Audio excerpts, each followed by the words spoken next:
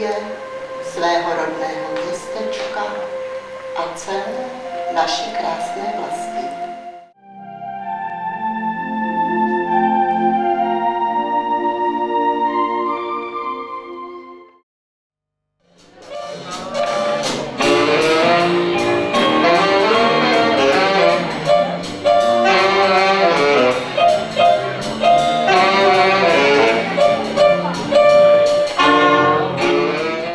Svůj sen si splnil taneční orchestr naší základní umělecké školy, když si mohl zahrát v legendárním brněnském klubu Šelepka.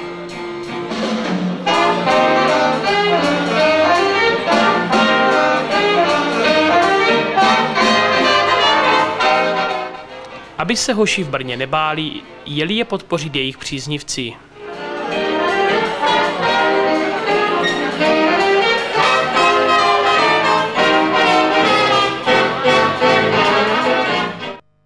Takže zkusíme swing po slovácku.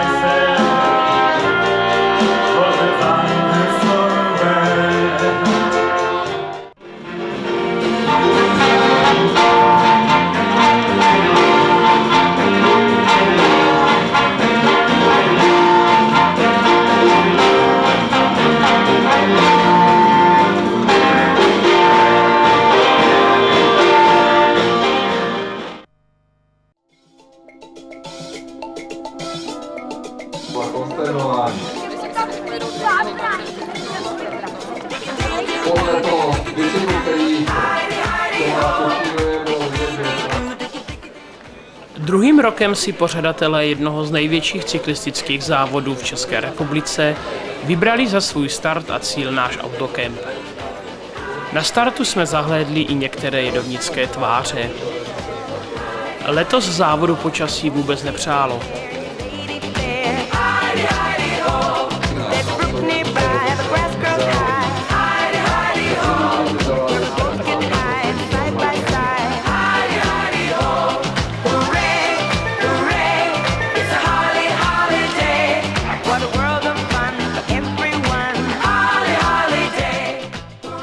Celkem se na 2 tratě vydalo asi 1200 závodníků.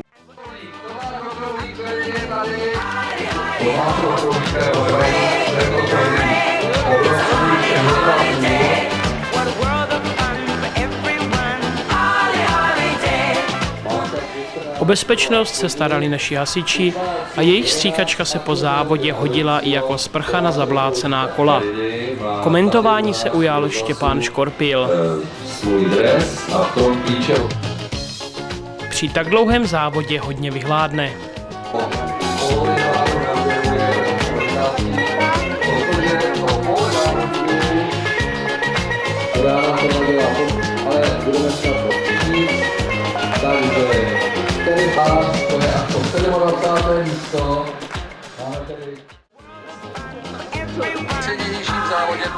Delší trať dlouhou 102 km zajel v těžkém terénu její vítěz Tomáš Okrouhlík za 4 hodiny 7 minut.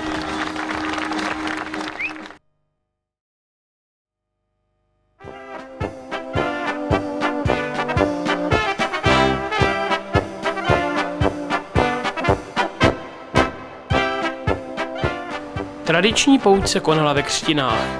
Peněženky stánkařů se rychle plnily. Aby ne, vždyť kdo chtěl ušetřit, zůstal přece doma. Tradičním dárkem z pouti určitě zůstává srdce z perníků.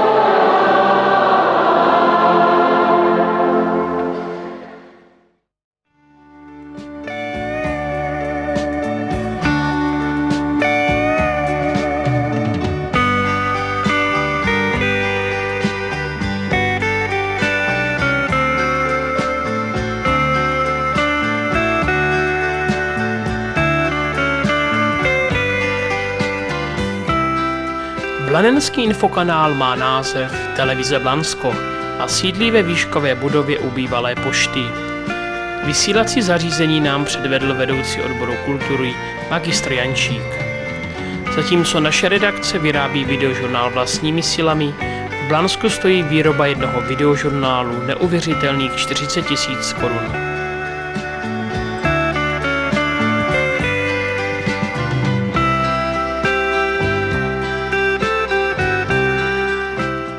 Řidiči, dávejte si pozor na přestupky na křižovatce u bývalé pošty v Blansku. 24 hodin denně vás sleduje magické oko policie.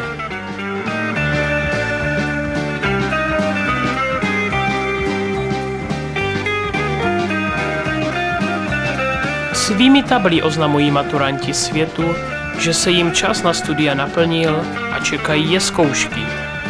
Některá tabla jsou klasická, jiná zase avantgardní.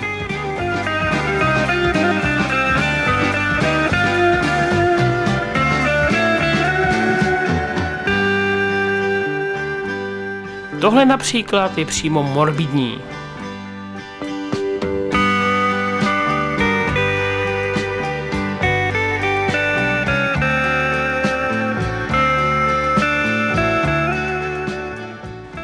Jinde se studenti před maturitou cítí jako agenti,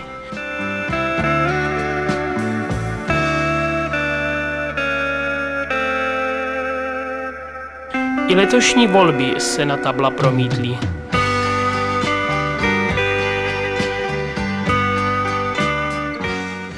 Jinde se cítí jako kovbojové s kolty proklatě nízko zavěšenými.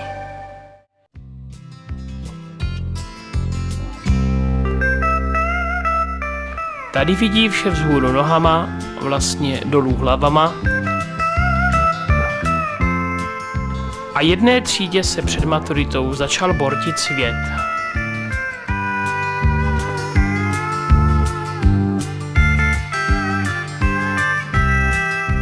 Do Brna jezdíme především za nákupy.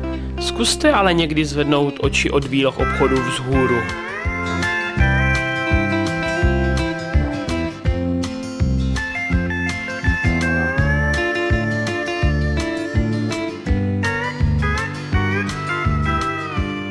V Brně se konala přehlídka ohňostrojů. Až 250 000 lidí vidělo závěrečný ohňostroj z hradu Špilberk.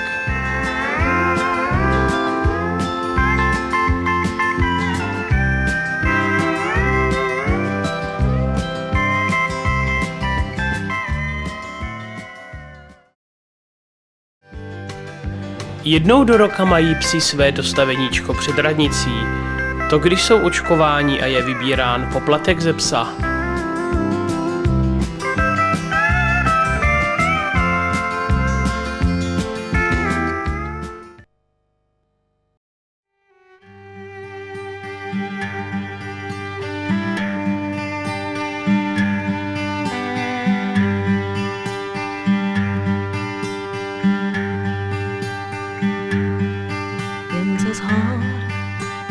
stání vyprovází. Zkuste si někdy prodloužit nedělní vycházku okolo rybníka a projděte si naučnou stezku z roku 1990, která začíná na náměstí před trafikou. Zima je moc dlouhá, jaro krášlí představá.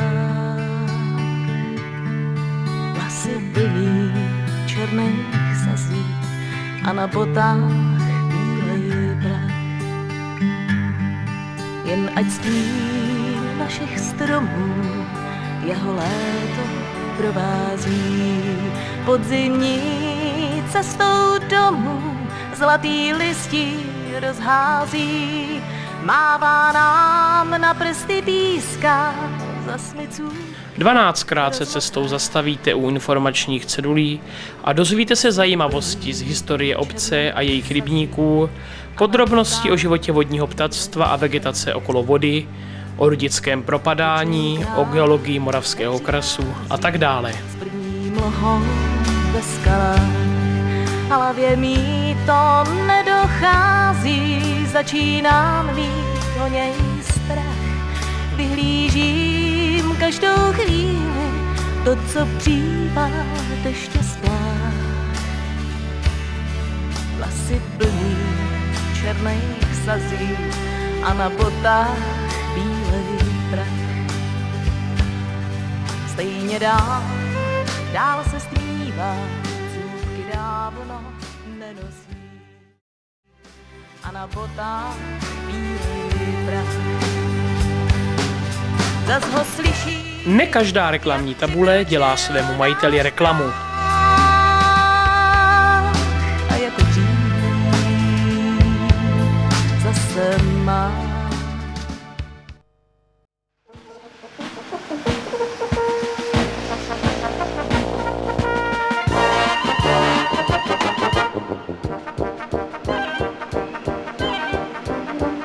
V sobotu 8. června se konal tradiční závod Veterán Tour Macocha. Potěšte společně s námi své oko na ladných tvarech automobilů dědečků.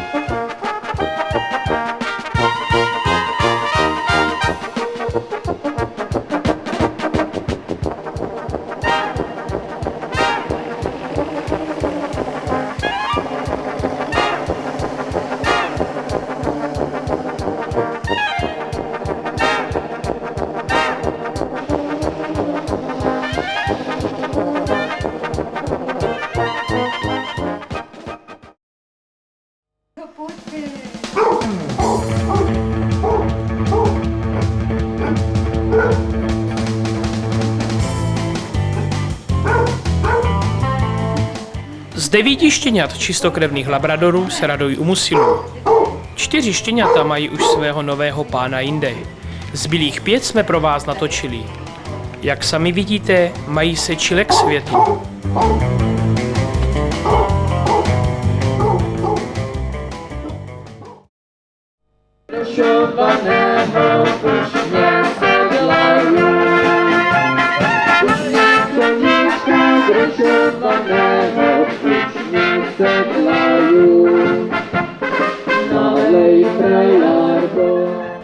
Poslední nedělní květnové odpoledne zpříjemnila Bivojanka svým koncertem obyvatelům domova důchodců v Černé Hoře. Ne všichni mohli sejít na dvůr a tak poslouchali i za otevřenými okny.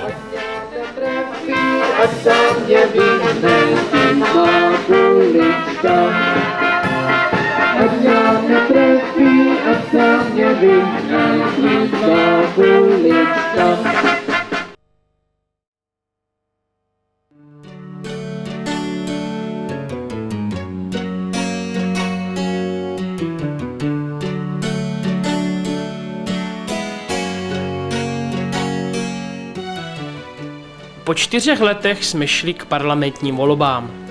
Volební účast v Jidovnicích oproti minulým parlamentním volbám poklesla o téměř 12% na letošních 69,5%. Nejlépe si vedla ČSSD s 29%, druhá za ní skončila KSČM se 24%, na třetí příčce koalice s 19%, čtvrtá pak ODS 16% a do první pětice se nám v Jidovnicích vešli i nezávislí s 5%. 177 preferenčních hlasů věnovali voliči inženýru Petru Gabrielovi z koalice, 37 preferenčních hlasů Judrzu Rujbrové z KSČM a 36 preferenčních hlasů inženýru Miloslavu Kalovi z ČSSD. Pokud se ve volební komisi sejdou mladí s elánem a starší se zkušeností, nemůže nastat problém a vše je za pomoci výpočetní techniky brzy hotovo. Nemocným a méně pohyblivým spoluobčanům byla přinesena přenosná volební schránka.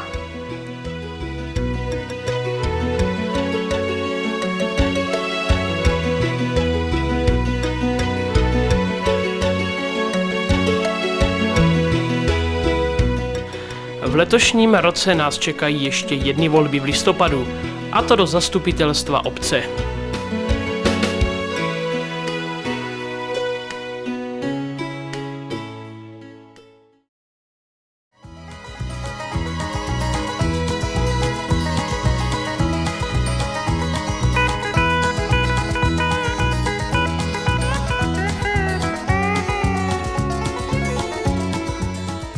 Ahojte.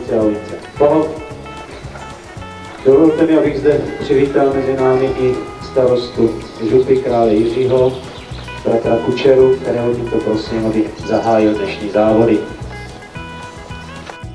V sobotu 18. května 2002 se na Sokolském hřišti na kopci uskutečnil třetí ročník memoriálu bratra Jaroslava Daňka, atletické přebory Sokolské župy Krále Jiřího.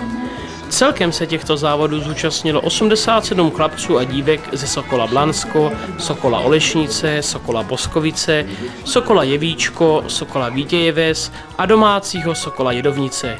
Za Jidovnice závodili i nečlenové Sokola.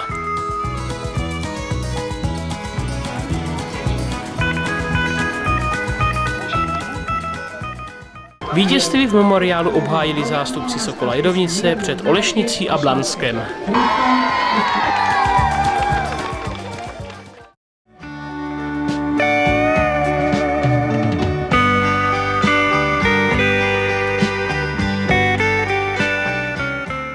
Příprava na závody stojí dosti času i peněz k úpravě vozidla. K takovýmto zanícením fandům patří bezesporu pan Štefan Dvorský.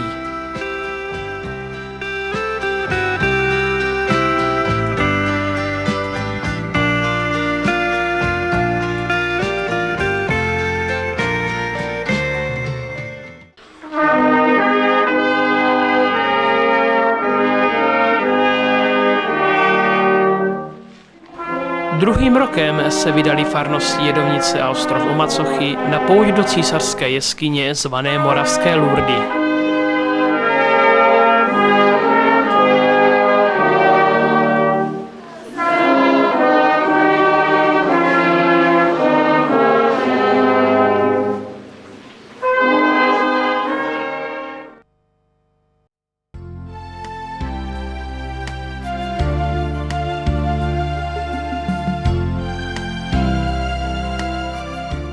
Stará mapa dosloužila a tak ji nahradila mapa nová. A vlastně jsou to mapy dvě. Na první jsou vlastní Jidovnice a na druhé okolní cyklotrasy.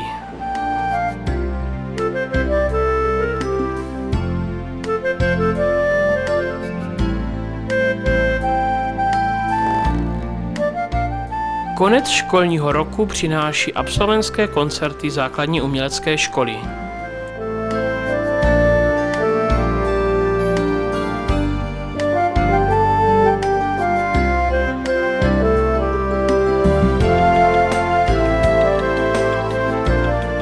Do první třídy se určitě těší třeťáci z mateřské školy. Zatím si ale užívají hraní ve školce.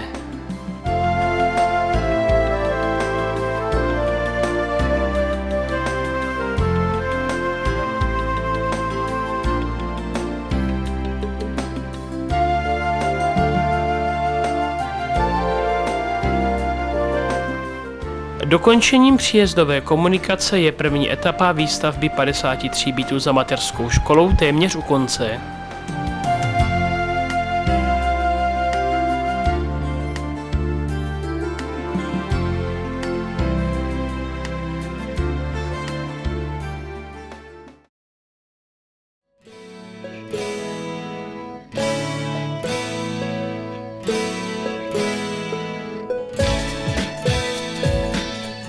V pátek 24.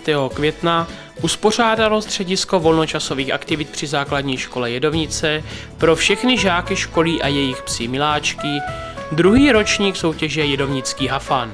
Přestože počasí akci příliš nepřálo, na výletišti Barachov vládla příjemná zvířecí atmosféra. Psíci soutěžili v 8 kategoriích. Byla také vyhlášena kategorie pro děti s jinými miláčky.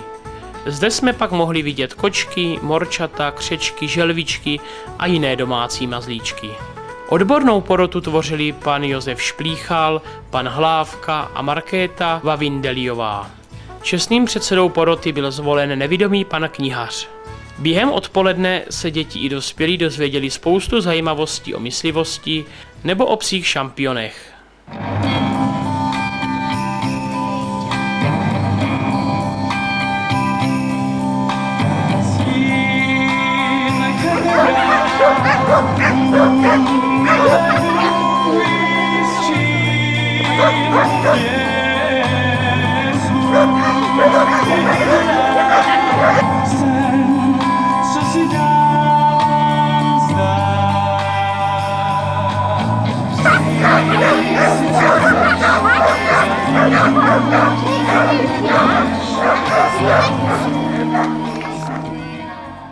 V kronice soutěže bude zapsáno: největší pes majitelka Bára Kalábová, nejmenší pes majitelka Marie Tomičová, nejbarevnější pes majitelka Denisa Kerepsová, nejchlupatější pes majitelka Hana Šíblová, nejkrásnější pes majitel Marek Kozel, nejsympatičtější pes majitelka Kristýna Knechtová, nejzvláštnější pes majitel Jakub Pernica.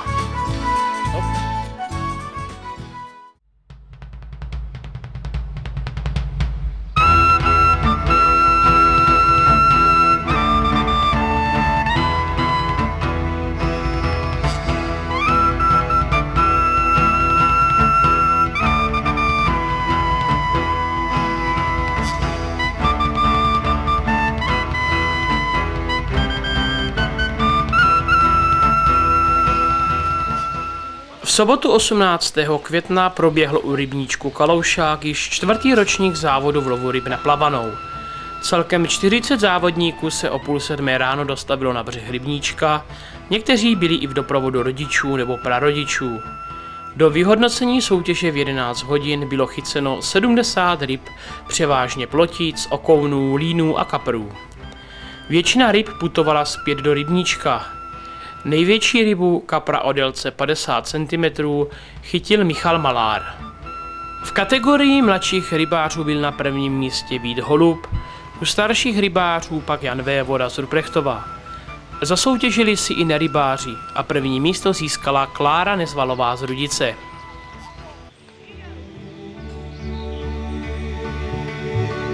Tak hořící, tak mocím ohni praská. Uťatý smrček, jenom břískané. Tak mokrým dřevem prohoří má láska, dříve než slunci plamen vyšlené. Když si ruce zvedla, když si ruce zvedla.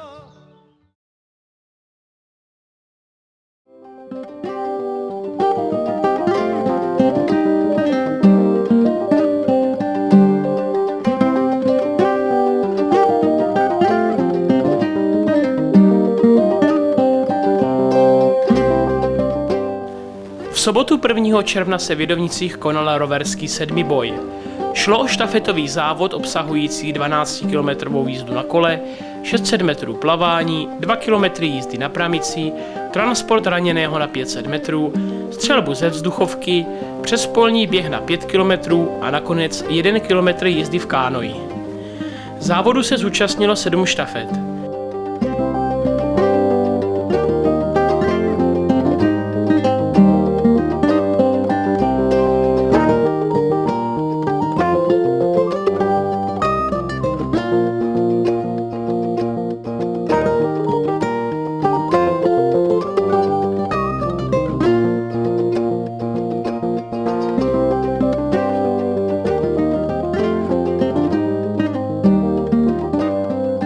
Na prvním místě skončilo družstvo Vilémovic, druhé místo získali skauti z Horní Dobrouče ve východních Čechách, třetí se umístilo družstvo z Boskovic.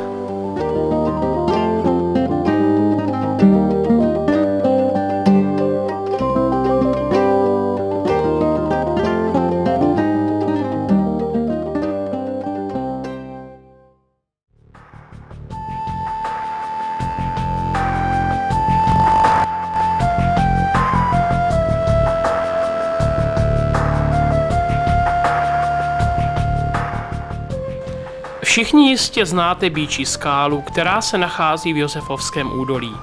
Je známa především díky osobě doktora Jindřicha Vankla, který se jí snažil probádat a objevil spoustu historických nálezů.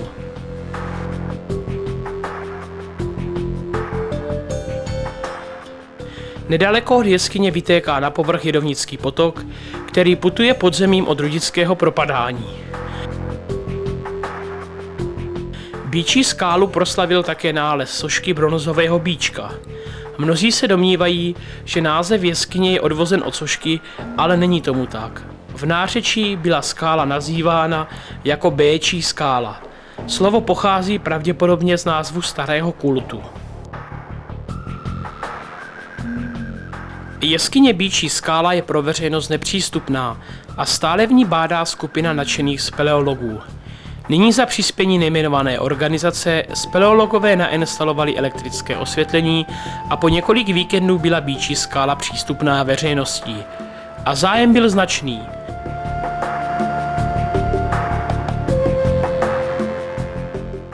V předsíni Býčí skály začali Němci za druhé světové války budovat podzemní továrnu a provedli zde několik odstřelů. A tak stěny i strop jsou poničené a z původního vzhledu se nic nezachovalo. Abychom se zde cítili jako doma v obýváku, je použit k osvětlení i lustr. V Býčí skále je asi 16 km zatím známých chodeb, některé se dají projít normálně, některé se musí proplazit. Kdo ví, kolik překvapení nás čeká po úplném zmapování.